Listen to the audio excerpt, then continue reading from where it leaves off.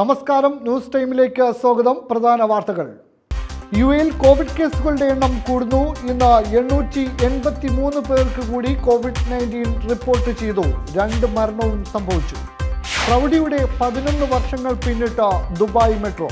കേരളത്തിലെ ഏറ്റവും വലിയ കോവിഡ് കെയർ സെന്റർ പ്രവർത്തനം ആരംഭിച്ചു. ലുലു ഗ്രൂപ്പാണ് അത്യാധുനിക സൗകര്യം ഒരുക്കിയത്.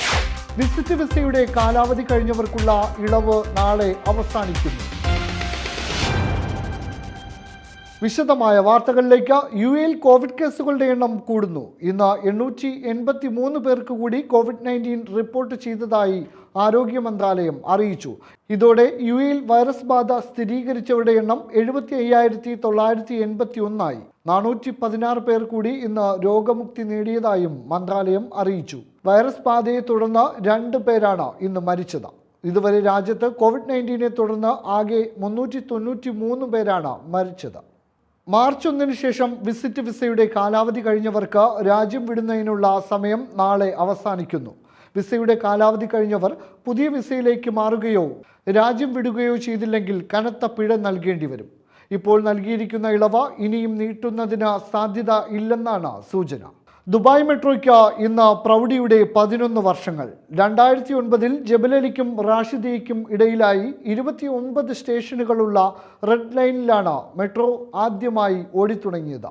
9/9/2009 രാവിലെ 9 മണി കഴിഞ്ഞ് 9 മിനിറ്റും 9 സെക്കൻഡും ആയപ്പോഴാണ് ഉദ്ഘാടന കർമ്മം നടന്നത്. ദുബായ് ഭരണാധികാരി ഷെയ്ഖ് മുഹമ്മദ് ബിൻ റാഷിദ് അൽ മക്തുമാണ് ചരിത്ര നിമിഷത്തിൽ ആദ്യമായി നോൾ കാർഡ് ഉപയോഗിച്ച് മെട്രോയുടെ ഉദ്ഘാടന കർമ്മം നിർവഹിച്ചത്. ദുബായ് നഗരത്തിന്റെ തിരക്കേറിയ ഓരോ പോയിന്റുകളെയും കൂട്ടിയിണക്കി നഗരഹൃദയത്തിലൂടെ 10,000-കണക്കിന് യാത്രക്കാരുമായി കുതിക്കുന്ന മെട്രോ ദുബായിലെ ഏറ്റവും വലിയ പൊതുഗതാഗത സംവിധാനമായി മാറിയിരിക്കുകയാണ്. 2009 ജബലലിക്കും റാഷിദയ്ക്കും ഇടയിലായി 29 സ്റ്റേഷനുകളുള്ള റെഡ് ലൈനിലാണ് മെട്രോ ഓടിത്തുടങ്ങിയത്. അന്ന് 52 കിലോമീറ്റർ ആയിരുന്നു ദൈർഘ്യം. പിന്നീട് 23 കിലോമീറ്റർ ദൈർഘ്യമുള്ള ഗ്രീൻ ലൈനിലേക്ക് മെട്രോ വ്യാപിച്ചു. ഇന്ന് ദുബായിലെ ഏറ്റവും ജനകീയ ഗതാഗത സംവിധാനമാണ് ദുബായ് മെട്രോ. ഗതാഗതക്കുരുക്കില്ലാതെ ചുരുങ്ങിയ ചെലവിൽ കൃത്യസമയത്ത് ലക്ഷ്യസ്ഥാനത്ത് എത്താം എന്നതാണ് മെട്രോ സർവീസിനെ ഇത്രയേറെ ജനകീയമാക്കിയത്. അബുദാബി 24/7.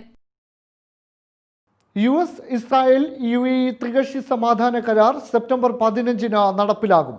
കരാറിൽ ഒപ്പുവയ്ക്കുന്ന ചരിത്ര പ്രാധാന്യമുള്ള ചടങ്ങിൽ പങ്കെടുക്കുന്നതിനുള്ള UAE ഉന്നത സംഘത്തെ വിദേശകാര്യ അന്താരാഷ്ട്ര സഹകരണ വകുപ്പ് മന്ത്രി Sheikh Abdullah bin Zayed Al Nahyan നയിക്കും. US president Donald Trump, Israel പ്രധാനമന്ത്രി ബെഞ്ചമിൻ നെതന്യാഹു എന്നിവർ പങ്കെടുക്കുന്ന ചടങ്ങ് വാഷിംഗ്ടണിലാണ് നടക്കുന്നത്. കേരളത്തിലെ ഏറ്റവും വലിയ കോവിഡ് കെയർ സെന്റർ തൃശൂർ നാട്ടികയിൽ പ്രവർത്തനം ആരംഭിച്ചു. 2 ലക്ഷം ചതുരശ്ര അടി വിസ്തൃതിയിൽ ലുലു ഗ്രൂപ്പാണ് അത്യാധുനിക സൗകര്യം ഒരുക്കിയത്. ലുലു ഗ്രൂപ്പിന്റെ MA പ്രൊജക്ടിൽ സജ്ജീകരിച്ച Covid first line treatment centre 2 കോടി രൂപ ചെലവഴിച്ച് 32 ദിവസത്തിനുള്ളിലാണ് പൂർത്തീകരിച്ചിരിക്കുന്നത്. ആധുനിക സൗകര്യങ്ങളോടെ 1400 കിടക്കകളോടെയാണ് സംസ്ഥാനത്തെ ഏറ്റവും വലിയ കോവിഡ് കെയർ സെന്റർ ഒരുങ്ങിയിരിക്കുന്നത്. എയർ ആംബുലൻസ് ഇറങ്ങുന്നതിനുള്ള ഹെലിപാഡ് സൗകര്യവും ഏർപ്പെടുത്തിയിട്ടുണ്ട്. മുഖ്യമന്ത്രി പിണറായി വിജയനാണ് ഉദ്ഘാടന കർമ്മം നിർവഹിച്ചത്. ലോകത്തെ തന്നെ മാതൃകാപരമായ പ്രവർത്തനങ്ങളാണ് കോവിഡിനെ പ്രതിരോധിക്കുന്നതിനായി കേരളം കാഴ്ചവെക്കുന്നതെന്നും എല്ലാ ആധുനിക സൗകര്യങ്ങളോടെയും ഒരു കേന്ദ്രം സ്ഥാപിക്കാൻ കഴിഞ്ഞതിൽ അഭിമാനമുണ്ടെന്നും Lulu group chairman MA Yusuff Ali ഉദ്ഘാടന സമ്മേളനത്തിൽ അഭിപ്രായപ്പെട്ടു. ആരോഗ്യമന്ത്രി KK ശൈലജ, മന്ത്രിമാരായ AC Moideen, C Ravindranath, VS Sunilkumar എന്നിവരും ഓൺലൈൻ സമ്മേളനത്തിൽ പങ്കെടുത്ത് സംസാരിച്ചു. അബുദാബി 24/7. പാചകവാതക ചോർച്ചയെ തുടർന്ന് അബുദാബിയിലുണ്ടായ സ്ഫോടനത്തിൽ പരിക്കേറ്റവരെ executive council chairman Sheikh Khalid bin Mohammed സന്ദർശിച്ചു. പരിക്കേറ്റവർക്ക് എല്ലാ സഹായങ്ങളും പരിചരണവും ഉറപ്പാക്കാൻ സാമൂഹിക വികസന വകുപ്പിന് നിർദ്ദേശം നൽകി. ഓഗസ്റ്റ് 31 അബുദാബി എയർപോർട്ട് റോഡിലെ KFC കെട്ടിടത്തിലുണ്ടായ സ്ഫോടനത്തിൽ 2 ഫിലിപ്പൈൻസ് സ്വദേശികളും ഒരു ശ്രീലങ്കൻ സ്വദേശിയുമാണ് മരിച്ചത്. പാചകവാതക പൈപ്പിൽ നിന്നുണ്ടായ ചോർച്ചയാണ് അപകട കാരണമെന്ന് അന്വേഷണത്തിൽ വ്യക്തമായിരുന്നു. കേരളത്തിലെ ഇന്നത്തെ ഏറ്റവും പ്രധാന 10 വാർത്തകളുമായി ടോപ്പ് 10 ന്യൂസിലൂടെ അബ്ദുൽ ജമീഷ് ചേരുന്നു. സ്വാഗതം. ഇന്നത്തെ 10 പ്രധാനപ്പെട്ട കേരള വാർത്തകൾ. പന്തീരാങ്കാവ് UAPA കേസിലെ പ്രതികളായ അലനും താഹയ്ക്കും കർശന ഉപാധികളോടെ ജാമ്യം. കൊച്ചിയിലെ NIA കോടതിയാണ് ജാമ്യം അനുവദിച്ചത്. NIA കസ്റ്റഡിയിൽ 10 മാസത്തിന് ശേഷമാണ് ഇരുവർക്കും ജാമ്യം ലഭിക്കുന്നത്. 1 ലക്ഷം രൂപയുടെ ബോണ്ട്, പാസ്പോർട്ട് സറണ്ടർ ചെയ്യണം, മാവോയിസ്റ്റ് സംഘടനകളുമായി ബന്ധം പാടില്ല തുടങ്ങിയ ഉപാധികളാണ് കോടതി മുന്നോട്ട് വച്ചിരിക്കുന്നത്. അലൻ ഷുഐബിനും താഹ ഫസലിനും ജാമ്യം അനുവദിച്ചതിൽ അതിയായ സന്തോഷമുണ്ടെന്ന് MA ബേബി. വൈകിയാണെങ്കിലും നീതി ലഭിച്ചെന്ന് താഹയുടെ അമ്മ. ചവറ കുട്ടനാട് ഉപതെരഞ്ഞെടുപ്പുകൾ ഉപേക്ഷിക്കാൻ വ്യക്തമായ കാരണങ്ങൾ വേണമെന്ന് കേന്ദ്ര തെരഞ്ഞെടുപ്പ് കമ്മീഷൻ. തിരഞ്ഞെടുക്കപ്പെടുന്ന MLA-മാർക്ക് പ്രവർത്തന കാലാവധി 6 മാസം മാത്രമാണ് എന്നത് തെരഞ്ഞെടുപ്പ് മാറ്റിവെക്കാനുള്ള മതിയായ കാരണമല്ല. എല്ലാ പാർട്ടികളും ഇതേ ആവശ്യം മുന്നോട്ട് വെച്ചാൽ അത് പരിശോധിക്കുമെന്നും കേന്ദ്ര തെരഞ്ഞെടുപ്പ് കമ്മീഷൻ. അതിനിടെ ജോസ് കെ മാണി UDF-ൽ നിന്ന് പുറത്തു വന്നതോടെ ഇടതുമുന്നണി പ്രവേശനത്തിനുള്ള ചർച്ചകൾ ഔപചാരിക തലത്തിലേക്ക് നീങ്ങുന്നു. ജോസിന് ഇടതുമുന്നണി പ്രവേശനം ഉറപ്പു നൽകിയതായി CPM ഘടകകക്ഷി നേതൃത്വങ്ങളെ അറിയിച്ചു. CPI മത്സരിക്കുന്ന സീറ്റുകൾ ജോസ് കെ മാണി വിഭാഗം ആവശ്യപ്പെട്ടിട്ടില്ല എന്ന് CPM നേതൃത്വം. കള്ളപ്പണ മയക്കുമരുന്ന് കേസുകളുടെ അന്വേഷണം മലയാള സിനിമാ മേഖലയിലേക്കും. ഇതിന്റെ ഭാഗമായി 2019-2020 റിലീസ് ചെയ്ത സിനിമകളുടെ വിവരം സംസ്ഥാന സ്പെഷ്യൽ ബ്രാഞ്ച് പ്രൊഡ്യൂസേഴ്സ് അസോസിയേഷനോട് ചോദിച്ചു. സിനിമാ നിർമ്മാണത്തിന്റെ മറവിൽ കള്ളപ്പണം വെളുപ്പിക്കുന്നുണ്ടോ എന്നാണ് ഇപ്പോൾ പരിശോധിക്കുന്നത്. അതിനിടെ ബിനീഷ് കോടിയേരിയെ എൻഫോഴ്സ്മെന്റ് ചോദ്യം ചെയ്തു. ബിനീഷ് കോടിയേരിയെ ED ചോദ്യം ചെയ്യുന്നത് സംബന്ധിച്ച് പ്രതികരിക്കാനുള്ള രാഷ്ട്രീയ ഉത്തരവാദിത്വം CPM-ന് ഇല്ലേ എന്ന് RSP. അതേസമയം 5000 കിലോ സ്വർണം കടത്തിയ കേസിൽ പെരുമ്പാവൂർ സ്വദേശികളായ ആസിഫ്, ഫാസിൽ എന്നിവരെ കരുതൽ തടങ്കലിൽ വെക്കണമെന്ന DRIയുടെ അപേക്ഷ കൊഫേപേസോ ബോർഡ് ശരിവെച്ചു. തിരുവനന്തപുരം അഞ്ചുതെങ്ങിൽ വള്ളം മറിഞ്ഞ് 3 മത്സ്യത്തൊഴിലാളികൾ മരിച്ചു. അഞ്ചുതെങ്ങ് സ്വദേശികളായ അഗസ്റ്റിൻ, അലക്സ്, തങ്കച്ചൻ എന്നിവരാണ് മരിച്ചത്. ബുധനാഴ്ച ഉച്ചയോടെയാണ് അപകടമുണ്ടായത്. മത്സ്യബന്ധനം നടത്തി തിരിച്ചു വരുമ്പോൾ വലിയ തിരമാലയിൽ അകപ്പെട്ട് വള്ളം മറിയുകയായിരുന്നു. സംസ്ഥാനത്ത് കനത്ത മഴയും കാറ്റും കടലാക്രമണവും ഇപ്പോഴും തുടരുകയാണ്. 6 ജില്ലകളിൽ ഓറഞ്ച് അലർട്ടും 6 ജില്ലകളിൽ യെല്ലോ അലർട്ടും പ്രഖ്യാപിച്ചു. വരുന്ന 5 ദിവസം കൂടി മഴ തുടരുമെന്ന് കാലാവസ്ഥാ നിരീക്ഷണ കേന്ദ്രം അറിയിച്ചു. തിരുവനന്തപുരത്ത് മണിക്കൂറുകളോളം നിർത്താതെ പെയ്ത മഴയിൽ താഴ്ന്ന പ്രദേശങ്ങൾ വെള്ളത്തിനടിയിലായി. പാലത്തായിൽ വിദ്യാർത്ഥിനിയെ പീഡിപ്പിച്ച കേസിലെ പ്രതി K. പത്മരാജന്റെ ജാമ്യം റദ്ദാക്കണമെന്ന ആവശ്യം ഹൈക്കോടതി തള്ളി. പ്രതിക്ക് ജാമ്യം അനുവദിച്ച പോക്സോ കോടതി നടപടിയാണ് ഹൈക്കോടതി ശരിവെച്ചത്. കേസിൽ തുടരന്വേഷണം നടക്കുന്ന സാഹചര്യത്തിൽ പ്രതിയുടെ ജാമ്യം റദ്ദാക്കണമെന്ന ആവശ്യവുമായാണ് ഹർജിക്കാർ ഹൈക്കോടതിയെ സമീപിച്ചത്. അതിനിടെ കോവിഡ് വ്യാപനത്തിന്റെ പശ്ചാത്തലത്തിൽ അഭയ കേസിന്റെ വിചാരണ ഹൈക്കോടതി 2 ആഴ്ചത്തേക്ക് സ്റ്റേ ചെയ്തു. യാത്രക്കാരുടെ കുറവ് ചൂണ്ടിക്കാട്ടി കേരളത്തിനകത്ത് സർവീസ് നടത്തുന്ന ജനശതാബ്ദി അടക്കമുള്ള ട്രെയിനുകൾ ഓട്ടം നിർത്തുന്നത് സംബന്ധിച്ച് അന്തിമ തീരുമാനമായിട്ടില്ലെന്ന് റെയിൽവേ അധികൃതർ. തിരുവനന്തപുരം കോഴിക്കോട്, തിരുവനന്തപുരം കണ്ണൂർ ജനശതാബ്ദി എക്സ്പ്രസുകൾ, എറണാകുളം വേണാട് സ്പെഷ്യൽ ട്രെയിനുകൾ എന്നിവയായിരുന്നു ശനിയാഴ്ച മുതൽ നിർത്തുമെന്ന വാർത്ത വന്നത്. എന്നാൽ യാത്രക്കാരുടെ കുറവ് സംബന്ധിച്ച് ദക്ഷിണ റെയിൽവേ കണക്കെടുത്തിട്ടുണ്ടെങ്കിലും അന്തിമ തീരുമാനം ആയിട്ടില്ലെന്നാണ് കേരളത്തിൽ നിന്നുള്ള റെയിൽവേ അധികൃതർ പറഞ്ഞിരിക്കുന്നത്. ഇന്ന് 3402 പേർക്ക് കോവിഡ് സ്ഥിരീകരിച്ചു. 2058 പേർ രോഗമുക്തി നേടി. തിരുവനന്തപുരം ജില്ലയിൽ നിന്നുള്ള 531 പേർക്ക് രോഗം ബാധിച്ചിട്ടുണ്ട്. 12 മരണങ്ങളാണ് ഇന്ന് കോവിഡ് മൂലം സ്ഥിരീകരിച്ചത്. 3120 പേർക്ക് സമ്പർക്കത്തിലൂടെയാണ് രോഗം ബാധിച്ചത്. തിരുവനന്തപുരത്ത് അഗതി മന്ദിരത്തിൽ കോവിഡ് വ്യാപനം. വെമ്പായം വേറ്റിനാട് ശാന്തി മന്ദിരത്തിലെ 108 പേർക്ക് കോവിഡ് സ്ഥിരീകരിച്ചു. കോവിഡ് മാനദണ്ഡങ്ങൾ പാലിച്ചുകൊണ്ട് തിങ്കളാഴ്ച മുതൽ സംസ്ഥാനത്ത് ഡ്രൈവിംഗ് സ്കൂളുകൾക്ക് തുറന്നു പ്രവർത്തിക്കാൻ അനുമതി നൽകി. ഒരു സമയത്ത് ഒരാൾക്ക് മാത്രമേ പരിശീലനം നൽകാൻ പാടുള്ളൂ. പെരിയ ഇരട്ടക്കൊലക്കേസിന്റെ രേഖകൾ CBIക്ക് കൈമാറാതെ ക്രൈംബ്രാഞ്ച്. രേഖകൾ കൈമാറാൻ ഉന്നത തലങ്ങളിൽ നിന്ന് അനുമതി ലഭിച്ചില്ലെന്നും ക്രൈംബ്രാഞ്ച്. ഇതേ തുടർന്ന് കോടതിയെ ലക്ഷ്യം ചൂണ്ടിക്കാട്ടി കൊല്ലപ്പെട്ട ശരത് ലാലിന്റെയും കൃപേഷിന്റെയും കുടുംബാംഗങ്ങൾ ഹൈക്കോടതിയെ സമീപിച്ചു. സംഭവത്തിൽ പ്രതിഷേധിച്ച് കാസർഗോഡ് SP ഓഫീസിലേക്കുള്ള യൂത്ത് കോൺഗ്രസ് മാർച്ചിൽ സംഘർഷം, പോലീസ് ലാത്തിവീശി.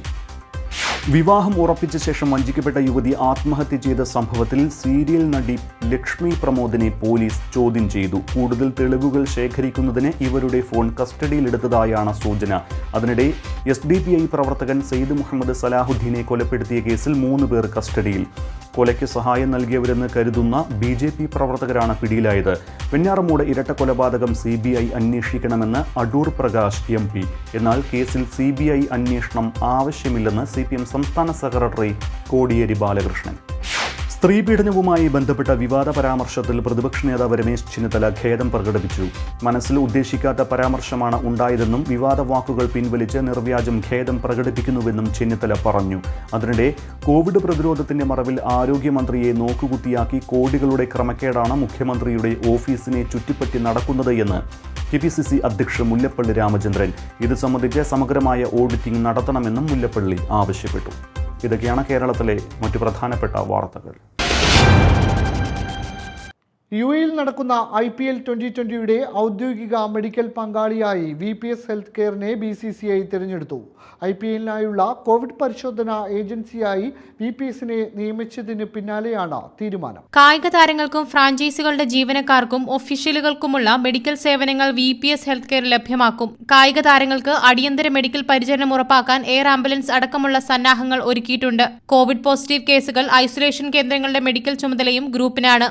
ഇതിനകം തന്നെ കോവിഡ് പരിശോധനാ ഏജൻസിയായി BCCI നിയമിച്ച VPS ഹെൽത്ത് കെയർ കളിക്കാർക്കും ഒഫീഷ്യലുകൾക്കും കൃത്യമായ ഇടവേളകളിലുള്ള കോവിഡ് പരിശോധനകൾ തുടരുകയാണ്. 20,000 ടെസ്റ്റുകളാണ് ടൂർണമെന്റിനിടെ പൂർത്തിയാക്കുക. IPLനാവശ്യമായ സമഗ്ര മെഡിക്കൽ സേവനങ്ങൾ പ്രദാനം ചെയ്യുന്നതിന് ആശുപത്രികളും മെഡിക്കൽ വിദഗ്ധരും സജ്ജമായി കഴിഞ്ഞെന്ന് VPS health care Dubai and northern emirate CEO doctor Shajir Gafar പറഞ്ഞു. IPLനുള്ള സേവനങ്ങൾക്കായി VPSന്റെ പ്രധാന ആശുപത്രികളിൽ പ്രത്യേക സൗകര്യങ്ങൾ ഒരുക്കിയിട്ടുണ്ട്. മെഡിക്കൽ വിദഗ്ധരും സ്പോർട്സ് മെഡിസിൻ സ്പെഷ്യലിസ്റ്റുകളും കോവിഡ് മാനേജ്മെന്റിൽ അനുഭവ പരിചയമുള്ളവരും അടങ്ങുന്ന പ്രത്യേക സംഘമാണ് ഇതിന് നേതൃത്വം നൽകുന്നത്. അബുദാബിയിൽ ബുർജിൽ മെഡിക്കൽ സിറ്റിയും ഷാർജയിലെ ബുർജിൽ സ്പെഷ്യാലിറ്റി ആശുപത്രിയും IPLുമായി ബന്ധപ്പെട്ട മെഡിക്കൽ കാര്യങ്ങൾക്കുള്ള പ്രത്യേക കേന്ദ്രങ്ങളായി പ്രവർത്തിക്കും. അബുദാബി 24/7.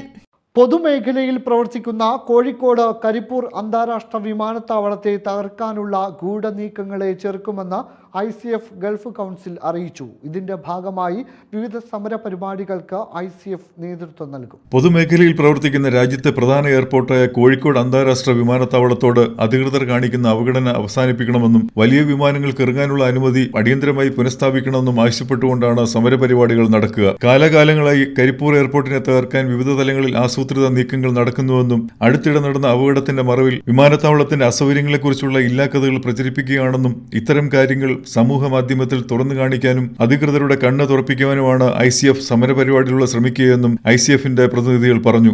ഇപ്പോൾ ഈയിടെയുണ്ടായ ദുരന്തത്തെ തുടർന്ന് നിസ്സാരമായ കാരണങ്ങൾ പറഞ്ഞുകൊണ്ട് വീണ്ടും കരിപ്പൂരിന്റെ ചെറുകരിക്കാനുള്ള ശ്രമങ്ങൾ നടക്കുമ്പോൾ നാട്ടിൽ സുന്നി യുവജന സംഘവും പ്രവാസ ലോകത്ത് കേരള മുസ്ലിം ജമാഅത്തിന്റെ പ്രവാസ ഘടകമായ ICFന്റെയും നേതൃത്വത്തിൽ ശക്തമായ സമരപരിപാടികളുമായി ഞങ്ങൾ മുന്നോട്ട് പോവുകയാണ്. സോഷ്യൽ മീഡിയ പ്രചരണം, പേഴ്സണൽ ക്യാമ്പയിൻ, ഓൺലൈൻ പ്രൊട്ടസ്റ്റ് വാൾ, കേന്ദ്ര സർക്കാരിന് 1 ലക്ഷം ഇമെയിൽ സന്ദേശം, എല്ലാ ഗൾഫ് രാജ്യങ്ങളിലും സേവ് കരിപ്പൂർ മൂവ്മെന്റ് തുടങ്ങിയവയും ഇതിന്റെ ഭാഗമായി നടക്കും. കരിപ്പൂരിനും നീതി വേണം എന്ന തലക്കെട്ടിൽ ICF GCC രാഷ്ട്രങ്ങളിൽ കരിപ്പൂർ എയർപോർട്ട് സംരക്ഷണ ക്യാമ്പയിൻ നടത്തിക്കൊണ്ടുവരികയാണ്. എല്ലാവരുടെയും സഹകരണം പ്രതീക്ഷിക്കുന്നു. അബുദാബി 24/7. വിദ്യാഭ്യാസ ഉപരിപഠന മേഖലകളിലെ പുതിയ സാധ്യതകളെ പരിചയപ്പെടുത്തിക്കൊണ്ട് അബുദാബി 24/7 ചാനൽ എഡ്യൂക്കെയർ മുഖ്യ പ്രായോജകരാകുന്ന എഡ്യൂഫോക്കസ് എന്ന തത്സമയ പരിപാടി ആരംഭിക്കുന്നു. വിദ്യാർത്ഥികൾക്കും രക്ഷിതാക്കൾക്കും സംശയ നിവാരണത്തിനായി നേരിട്ട് വിളിച്ച് സംസാരിക്കുന്നതിന് അവസരം നൽകിക്കൊണ്ടാണ് പരിപാടി ഒരുക്കുന്നത്. നാളെ മുതൽ എല്ലാ വ്യാഴാഴ്ചകളിലും UAE സമയം വൈകിട്ട് 6 മണിക്കാണ് അബുദാബി 24/7 ഫേസ്ബുക്ക് ചാനലിലൂടെ നിങ്ങൾക്ക് മുന്നിൽ എത്തുന്നത്. ഉന്നത വിദ്യാഭ്യാസ മേഖലയിൽ 2.5 പതിറ്റാണ്ട് കാലത്തെ സേവന പാരമ്പര്യമുള്ള ബെൻസൺ മാളിയേക്കലാണ് വിദ്യാഭ്യാസ മാർഗനിർദ്ദേശ പരിപാടിക്ക് നേതൃത്വം നൽകുന്നത്.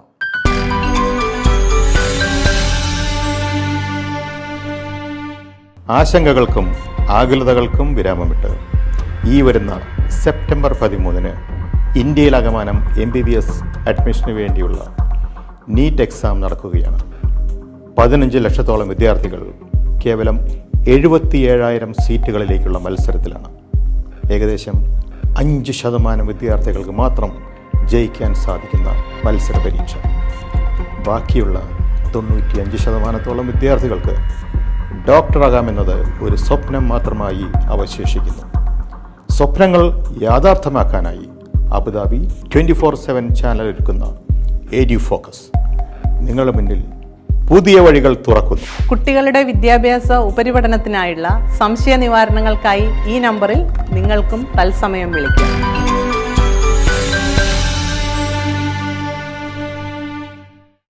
അബുദാബി 24/7 അബുദാബിയിൽ നിന്നും പ്രവാസികൾക്കായുള്ള ശബ്ദം. മിഡിൽ ഈസ്റ്റിലെ ഇന്നത്തെ ഏറ്റവും പ്രധാന 10 വാർത്തകളുമായി അനിൽ സി ഇടിക്കുള ചേരുന്നു. സ്വാഗതം. മിഡിൽ ഈസ്റ്റിലെ ഇന്നത്തെ 10 പ്രധാന വാർത്തകൾ. ഒമാനിൽ കോവിഡ് ഭേദമായവർ രോഗബാധിതരുടെ ചികിത്സയ്ക്കായി പ്ലാസ്മ ദാനത്തിന് തയ്യാറാകണമെന്ന് ആരോഗ്യ വകുപ്പിന് കീഴിലുള്ള department of blood bank services അഭ്യർത്ഥിച്ചു. 911 പേർ മാത്രമാണ് ഇതുവരെ പ്ലാസ്മ ദാനത്തിൽ പങ്കെടുത്തത്. പ്ലാസ്മ ചികിത്സ അടിയന്തരമായി ആവശ്യമുള്ളവർ ആശുപത്രികളിൽ ചികിത്സയിലുണ്ടെന്ന് അധികൃതർ അറിയിച്ചു. അതിനാൽ മനുഷ്യത്വപരമായ സന്നദ്ധ സേവനത്തിന് രോഗമുക്തർ തയ്യാറാകണമെന്നാണ് ആരോഗ്യ മന്ത്രാലയത്തിന്റെ അഭ്യർത്ഥന. സൗദിയിൽ ഭക്ഷ്യമേഖലയിലെ സ്വദേശീയവൽക്കരണത്തിനും നടപടികൾ തുടങ്ങി. ഇതനുസരിച്ച് ഫുഡ് ആൻഡ് മിൽക്ക് പോളിടെക്നിക്കും അരാസ്കോ കമ്പനിയും സഹകരണ കരാർ ഒപ്പുവെച്ചു. ഭക്ഷ്യമേഖലയിലെ തൊഴിലുകളിൽ സ്വദേശി യുവാക്കൾക്ക് പരിശീലനം നൽകുന്നതിനാണ് കരാർ. ഇതോടെ ഈ രംഗത്തെ സ്വദേശീയവൽക്കരണം സമ്പൂർണ്ണമാക്കാനാണ് ലക്ഷ്യമിടുന്നത്. മക്കയിലെ പൊതുഗതാഗത സൗകര്യം വർദ്ധിപ്പിക്കുന്നതിനുള്ള വിപുലമായ പദ്ധതി പുരോഗമിക്കുന്നു. കഴിഞ്ഞ വർഷം ആരംഭിച്ച പദ്ധതിയുടെ 22% ഇതുവരെ പൂർത്തിയായി കഴിഞ്ഞു. 275 കിലോമീറ്റർ നീളത്തിൽ 450 ബസ് സ്റ്റേഷനുകൾ ഉൾപ്പെടുത്തിയാണ് പദ്ധതി വിഭാവനം ചെയ്തിരിക്കുന്നത്. 400 ബസ്സുകൾ സർവീസ് നടത്തും. ബസ്സുകൾക്ക് പ്രത്യേക പാതയും ഉണ്ടാവും. ഇതോടെ മക്ക നഗരത്തിനുള്ളിൽ ഹജ്ജ്, ഉംറ കാലയളവുകൾ യാത്ര കൂടുതൽ സുഗമമാകുമെന്നാണ് പ്രതീക്ഷിക്കപ്പെടുന്നത്. സൗദിയുടെ തെക്കൻ മേഖലകളിലെ ജനവാസ കേന്ദ്രങ്ങൾ ലക്ഷ്യമിട്ട് ഹൂത്തികൾ തൊടുത്തുവിട്ട സ്ഫോടക വസ്തുക്കൾ നിറഞ്ഞ ഡ്രോൺ സഖ്യസേന തകർത്തു. ഇറാൻ പിന്തുണയോടെ സൗദിക്ക് നേരെ ഈയിടെയായി നിരവധി ഡ്രോൺ ആക്രമണങ്ങളാണ് നടക്കുന്നത്. റിയാദിലും അബഹ വിമാനത്താവളത്തിലും ആക്രമണം നടത്തിയിരുന്നെങ്കിലും പരാജയപ്പെടുകയായിരുന്നു.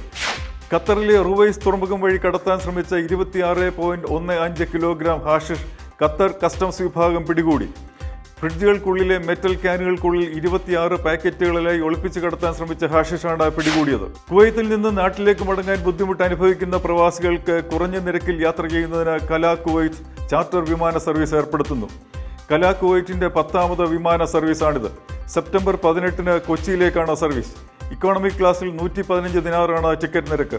യാത്ര ചെയ്യാൻ താല്പര്യപ്പെടുന്നവർ കലാ കുവൈറ്റിന്റെ വെബ്സൈറ്റിൽ പേരുകൾ രജിസ്റ്റർ ചെയ്യണമെന്ന് ഭാരവാഹികൾ അഭ്യർത്ഥിച്ചു. കുവൈറ്റിലേക്ക് എത്തുന്ന യാത്രക്കാരിൽ 6 വയസ്സിന് താഴെയുള്ള കുട്ടികൾക്ക് ഇനി മുതൽ PCR പരിശോധന ആവശ്യമില്ലെന്ന് ആരോഗ്യ മന്ത്രാലയം വ്യക്തമാക്കി. മറ്റുള്ളവർക്ക് നെഗറ്റീവ് സർട്ടിഫിക്കറ്റ് നിർബന്ധമാണ്. ഇന്ത്യ ഉൾപ്പെടെ 32 രാജ്യങ്ങൾക്ക് ഏർപ്പെടുത്തിയിരിക്കുന്ന യാത്രാ വിലക്കിൽ മാറ്റങ്ങളില്ലെന്നും വ്യക്തമാക്കിയിട്ടുണ്ട്. ഓഗസ്റ്റ് 1 വിമാനത്താവളം തുറന്ന ശേഷം 570 വിമാനങ്ങളിലായി 23,424 യാത്രക്കാർ കുവൈറ്റിലേക്ക് വന്നതായി കണക്കുകൾ സൂചിപ്പിക്കുന്നു. 65,368 യാത്രക്കാർ രാജ്യത്തിന് പുറത്തേക്കും ട്രാവൽ ചെയ്തു. മാവേലിക്കര സ്വദേശി ഒമാനിൽ ഹൃദയാഘാതത്തെ തുടർന്ന് മരണമടഞ്ഞു. കല്ലുമല വെട്ടിമുട്ടിൽ ശിവപ്രസാദാണ് മരിച്ചത്. 61 വയസ്സായിരുന്നു. കഴിഞ്ഞ 30 വർഷമായി ഒമാനിലെ പ്രവാസിയാണ്. ചന്ദ്രികയാണ് ഭാര്യ. ബ്രിട്ടീഷ് പ്രതിരോധ സെക്രട്ടറി ബെൻ വാലസ് ഹ്രസ്വ സന്ദർശനത്തിന് ഒമാനിലെത്തി. മസ്കത്തിൽ ഒമാൻ വിദേശകാര്യമന്ത്രി Sayyid Badr bin Ahmed bin Hamood Al ഖുദൈസിയുമായി ചർച്ച നടത്തി. ഇരു രാഷ്ട്രങ്ങൾക്കും പൊതു താൽപ്പര്യമുള്ള മേഖലയിലെയും അന്താരാഷ്ട്ര തലത്തിലെയും വിഷയങ്ങൾ ചർച്ചയിൽ വിഷയമായതായി ഔദ്യോഗിക വാർത്താ ഏജൻസി അറിയിച്ചു. ബ്രിട്ടീഷ് പ്രധാനമന്ത്രിയുടെ chief strategic adviser sir Edward Lister അദ്ദേഹത്തെ അനുഗമിക്കുന്നുണ്ട്. GCC രാജ്യങ്ങളിലെ കഴിഞ്ഞ 24 മണിക്കൂറിനുള്ളിലെ കോവിഡ് രോഗബാധയുടെ വിവരങ്ങൾ.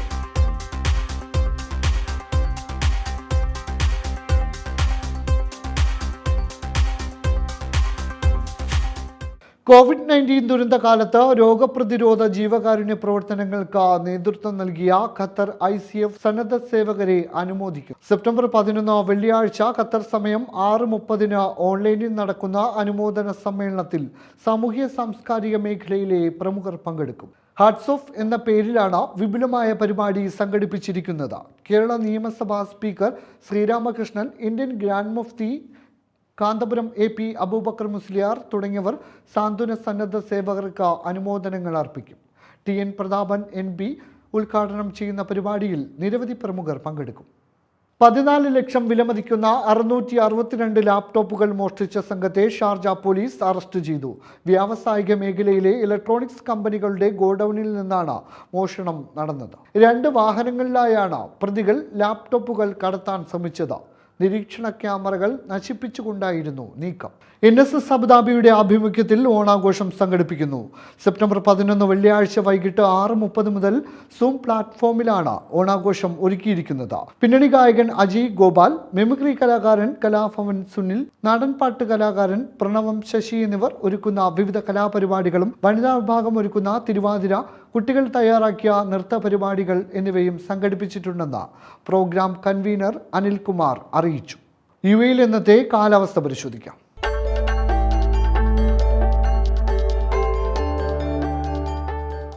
സ്വർണ്ണവില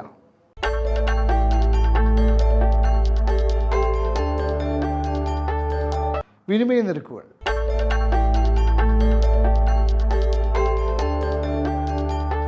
അവസാനമായി പ്രധാന വാർത്തകൾ വീണ്ടും. യുഎയിൽ കോവിഡ് കേസുകളുടെ എണ്ണം കൂടുന്നു. ഇന്ന് 883 പേർക്ക് കൂടി COVID-19 റിപ്പോർട്ട് ചെയ്തു. 2 മരണവും സംഭവിച്ചു.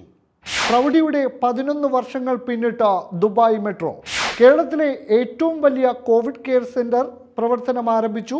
ലുലു ഗ്രൂപ്പാണ് അത്യാധുനിക സൗകര്യം ഒരുക്കിയത്. വിസിറ്റ് വിസയുടെ കാലാവധി കഴിഞ്ഞവർക്കുള്ള ഇളവ് നാളെ അവസാനിക്കുന്നു. ഈ വാർത്താ ബുള്ളറ്റിൻ ഇവിടെ പൂർണ്ണമാകുന്നു. വിശദമായ വാർത്തകൾക്ക് www.abudabi247.tv എന്ന വെബ്സൈറ്റ് സന്ദർശിക്കാം. നമസ്കാരം. അബുദാബി 24/7 അബുദാബിയിൽ നിന്നും പ്രവാസികൾക്കായുള്ള ശബ്ദം.